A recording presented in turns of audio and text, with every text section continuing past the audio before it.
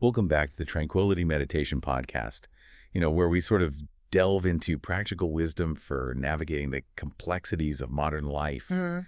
I mean, it's so easy these days, right, with the fast-paced world and everything to just get swept away by all the demands and Mhm. expectations. Then it leaves us, feeling reactive and overwhelmed. Yeah, definitely. But what if there was a way to cultivate a sense of calm amidst all the chaos? Oh, yeah. Like a way to respond to life's challenges with more wisdom and grace. That's precisely where this ancient philosophy of Stoicism comes in, Okay. And it's not about becoming emotionless or passive, like Yeah. some people might think it's really. It offers like a powerful framework for training our minds to respond thoughtfully, rather than just reacting impulsively.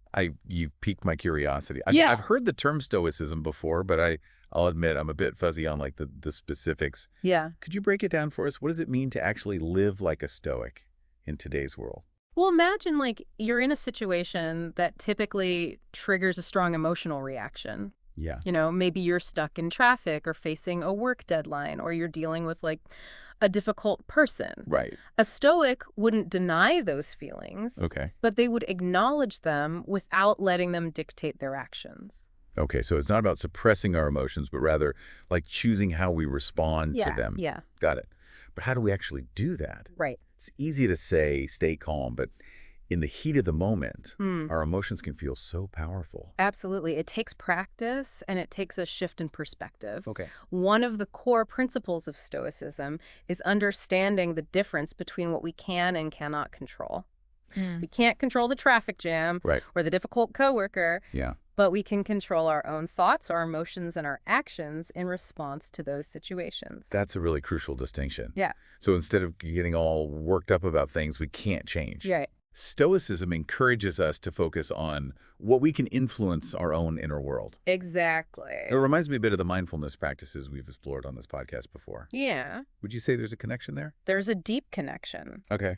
Mindfulness and Stoicism really complement each other beautifully. Uh-huh. While mindfulness cultivates present moment awareness, Yes. Stoicism provides like a framework for applying that awareness to our choices and actions. Okay. It's like having a compass to guide our steps. Yes. Once we've become aware of the terrain we're on. I love that analogy. Yeah. So mindfulness helps us become aware of our thoughts and emotions. Right. And Stoicism gives us the tools to work with them skillfully. Exactly. Could you share some specific examples of how Stoicism can help us in those everyday frustrating situations? Sure. So let's take that traffic jam example. Right. Instead of fuming and getting stressed, a Stoic might use that time to practice mindfulness, Okay. paying attention to their breath, observing their thoughts and emotions without judgment. Hmm. Or they might use the time productively, Right. listening to an audiobook or reflecting on their day. Okay. They reframe the situation, turning it from wasted time into an opportunity. It sounds like Stoicism is encouraging us to find the opportunity in the obstacle. Right. I can see how that would be incredibly empowering. Yeah. It takes the focus away from what's frustrating us and shifts it toward what we can learn or gain from the experience. Exactly. But how do we cultivate that kind of mental agility? Yeah. Is it something we're born with, or can we learn it?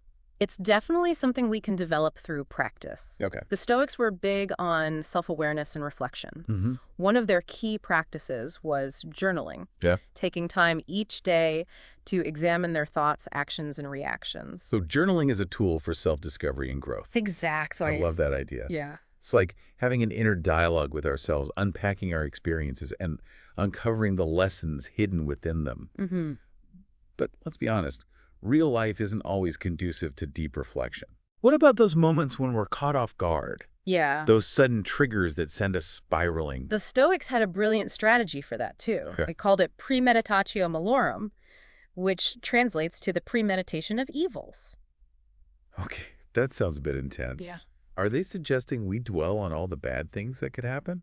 Not exactly. It's more about mentally preparing ourselves for the inevitable challenges and setbacks that life throws our way. Okay. By acknowledging that difficulties are a part of life, we're less likely to be caught off guard when they do arise. Mm-hmm. We're mentally and emotionally equipped to face them with resilience. That's fascinating. Yeah. It's like giving our minds a mental workout, Right. preparing them to handle whatever comes their way. Exactly. So instead of fearing or avoiding difficult situations, Mm, we can approach them with a sense of readiness, yeah. knowing that we have the inner strength to navigate them. Exactly. This is all so insightful. I'm starting to see how Stoicism provides a framework for not only responding to life's challenges, but also for living a more intentional and fulfilling life. Right. But I'm curious, how does this philosophy view our emotions as a whole? Yeah. Are we supposed to simply detach from them? That's a common misconception. Yeah. Stoicism isn't about denying or suppressing emotions. Instead, it recognizes that emotions are a natural part of the human experience. Mm-hmm. They can provide valuable information and even motivate us to action. Okay. However, the Stoics caution against letting our emotions rule us, dictating our choices and actions. So it's about finding a healthy balance between acknowledging our emotions and not letting them control us. Yes, It's like being the captain of our own emotional ship, steering it toward our desired destination. that's a fantastic analogy. Okay. The Stoics believe that true freedom lies in mastering our own minds, learning to harness the power of our emotions rather than becoming enslaved by them. Okay. And that mastery involves cultivating a set of virtues that guide our choices and actions. Okay, now we're getting to the heart of it. Yeah. Tell us more about these Stoic virtues. Sure. What are they, and how do they help us navigate the complexities of life? So the four cardinal virtues in Stoicism are wisdom, justice, courage, and temperance. Okay. Wisdom involves seeking knowledge and understanding, discerning between what is true and false, what is important and unimportant. Mm-hmm. Justice is about acting fairly and treating others with respect even when they wrong us. Okay. Courage is not the absence of fear, but the willingness to face our fears and act in accordance with our values even when it's difficult. Okay. And temperance is about moderation and self-control, finding a balance in all things and avoiding extremes. This is starting to feel like a blueprint for living a truly good and meaningful life. Yeah. It's not just about responding well to challenges, but about cultivating a character that embodies these virtues. Right. It's a lofty goal, but incredibly inspiring. It is, and while it might seem daunting, the beauty of Stoicism is that it's a journey, not a destination. We don't have to be perfect Stoics overnight.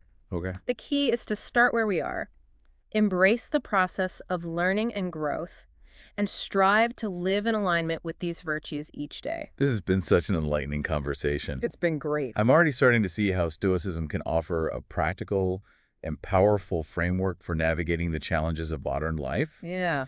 But I'm curious to hear more about the specific techniques and practices that can help us develop this Stoic mindset. I'm happy to delve deeper into that. There are many powerful tools and practices that the Stoics developed to cultivate wisdom, resilience, and inner peace. This is getting really exciting, but before we dive into those practical tools, let's take a short break. Okay. We'll be right back to explore the techniques of Stoicism in more detail. Sounds good. Welcome back to Tranquility Meditation. All right, so Before break, we were discussing the four cardinal virtues of Stoicism. yeah, wisdom, justice, courage, and temperance.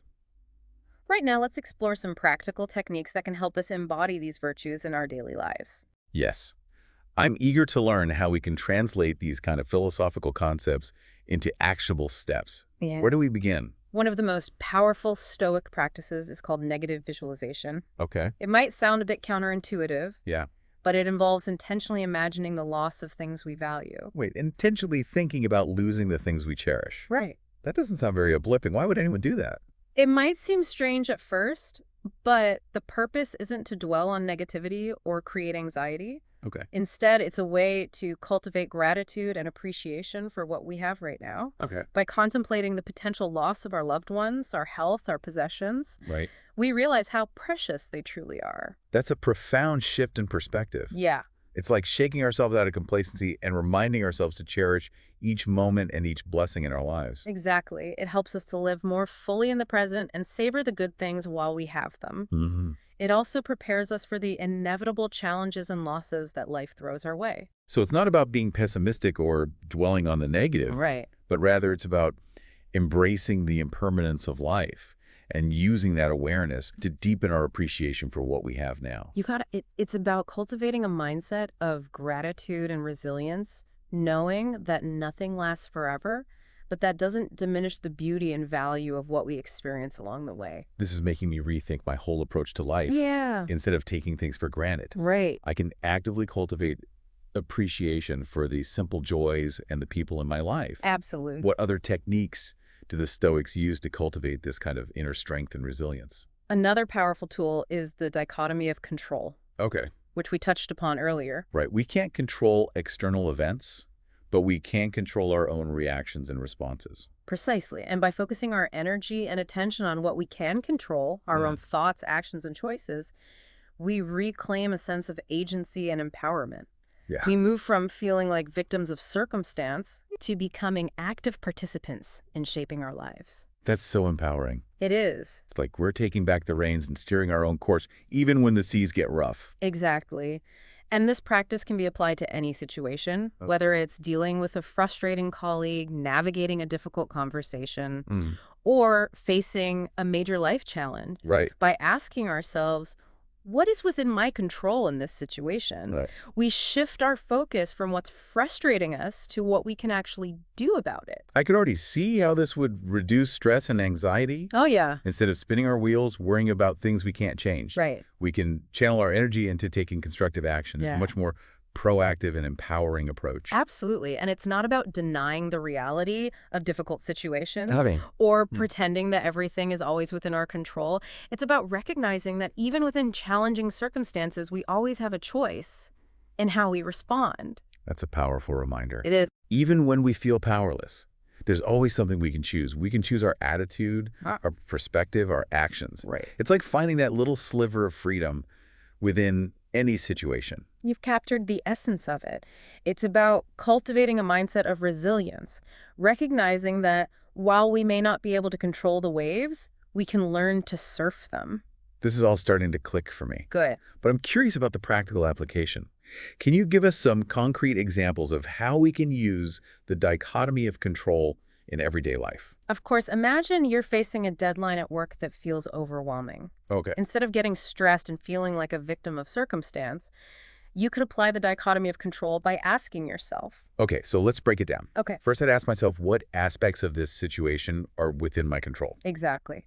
You might realize that you can control your work schedule, Okay. your time management strategies, Uh-huh. your communication with colleagues, Right. and your approach to problem solving. Right. I can focus on what I can influence Right. rather than dwelling on the deadline itself, which is outside my control. Exactly. And then you'd ask yourself, what actions can I take to exert that control and move forward? Okay, so I might create a detailed plan, break down the project into smaller manageable tasks, delegate certain responsibilities, or communicate proactively with my team. Right.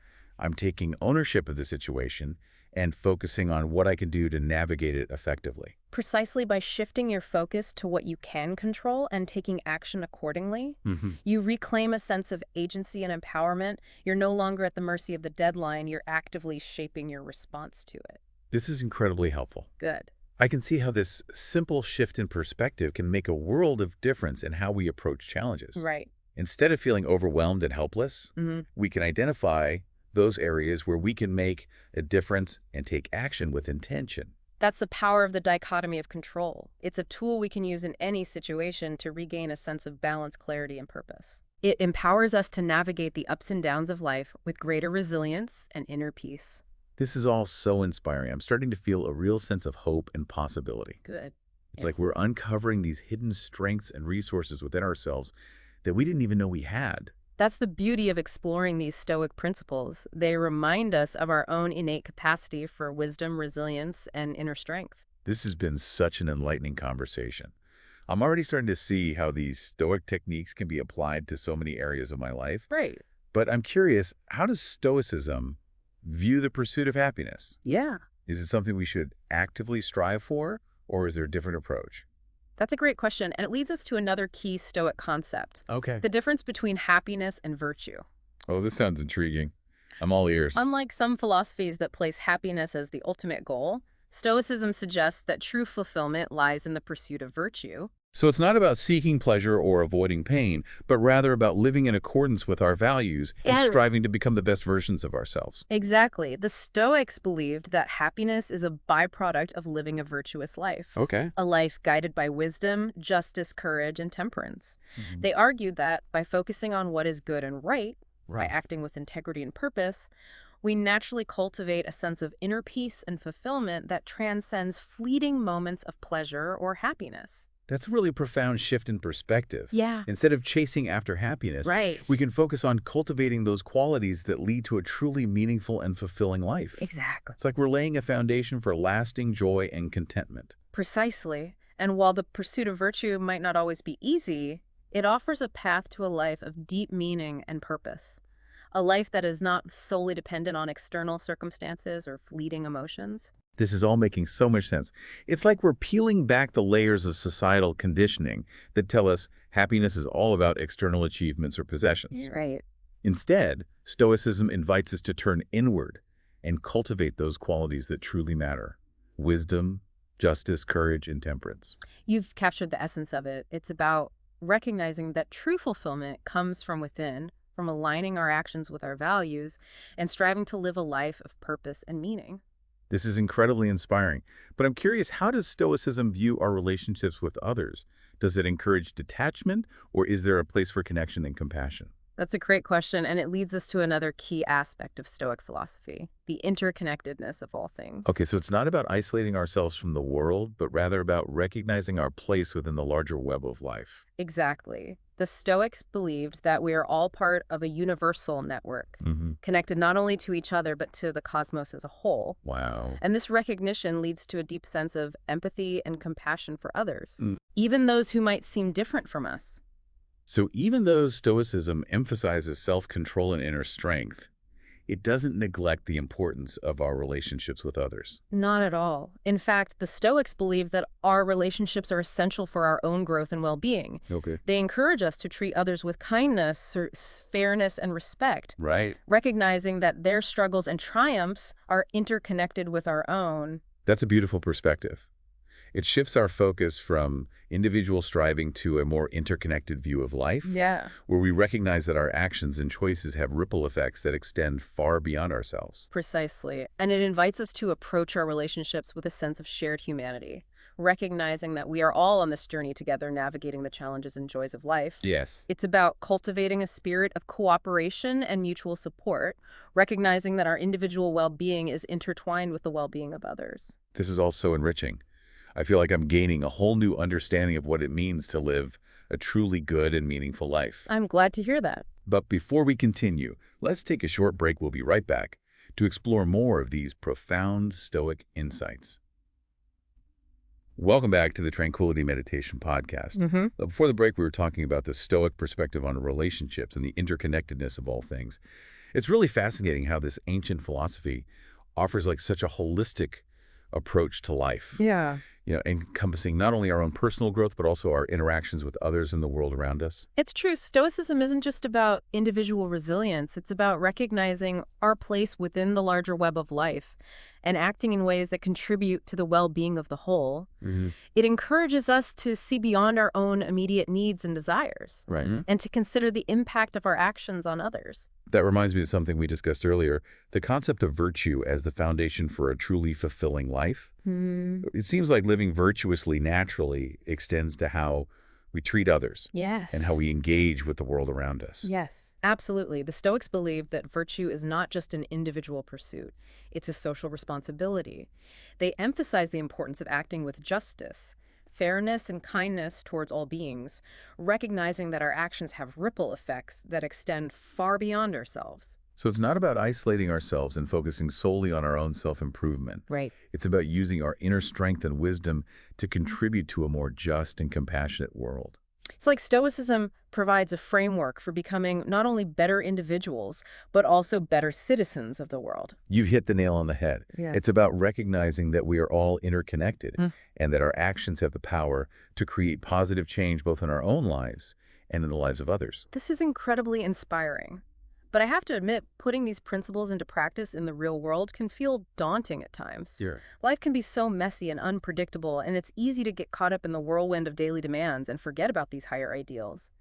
Do you have any advice on how we can stay grounded in these Stoic principles amidst the chaos of everyday life? One of the most effective ways is to cultivate a daily practice of reflection. Okay. It could be as simple as taking a few minutes each morning to remind yourself of your Stoic commitments, those virtues you want to embody, those principles you want to live by. So it's like setting an intention for the day, Right. aligning ourselves with those values that are most important to us. It's like having a compass to guide our choices and actions throughout the day. Exactly. And as you move through your day, you can take brief pauses to check in with yourself, asking, am I acting in alignment with my values? How can I respond to this situation in a way that embodies wisdom, justice, courage, or temperance?